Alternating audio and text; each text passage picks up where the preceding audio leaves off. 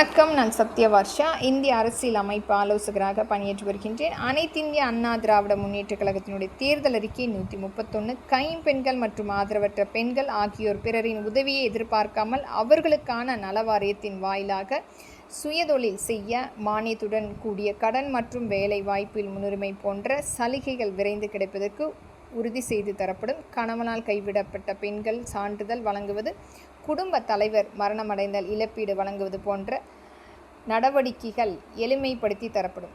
132 அரசு அங்கீகாரம் பெற்ற தையல் பயிற்சி நிலையங்கள் பயிற்சி முடித்த பெண்கள் இலவச தையல் இயந்திரம் வழங்கப்படும். பயிற்சி பெற்றவர்கள் அதிக எண்ணிக்கை உள்ள பகுதியில் தையல் கூடங்கள் மகளிர் சுய உதவி குழுக்கள் மூலம் அமைக்கப்படும். 133 டாக்டர் முத்துலட்சுமி ரெட்டி மகப்பேறு உதவி தொகை உயர்த்தி வழங்கப்படும். 134 பெண் குழந்தைகள் பாதுகாப்பு திட்டத்தின் கீழ் வைப்பு நிதியாக வழங்கப்பட்டு வந்த முதலீடு தொகை 50,000 1 லட்சமாக உயர்த்தி தரப்படும். பெண்கள் பாதுகாப்பு 135 எந்த நேரத்திலும் பெண்கள் பாதுகாப்பை உறுதி செய்திடும் வகையில் சென்னையில் செயல்பட்டு வரும் காவலன் செயலி மற்ற நகரங்களிலும் விரிவாக்கம் செய்யப்படும். 136 பெண் குழந்தைகள் பாதுகாப்புக்காக சென்னையில் அறிமுகப்படுத்தப்பட்ட அம்மா ரோந்து வாகனங்கள் மற்ற நகரங்களிலும் விரிவாக்கம் செய்யப்படும்.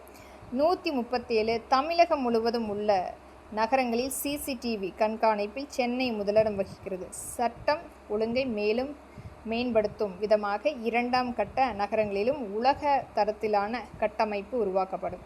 138 படித்த மகளிர் கிராமப்புறங்களில் இருந்து நகர்ப்புறங்களுக்கு வந்து பணியாற்றும் போது பாதுகாப்பான இருப்பிட வசதிகள் இல்லை என்பதை கருத்தில் கொண்டு நகரப்புறங்களில் மகளிர் தங்கும் விடுதிகள் கட்டும் திட்டம் அம்மா அவர்கள் ஆட்சியில் தொடங்கப்பட்டது.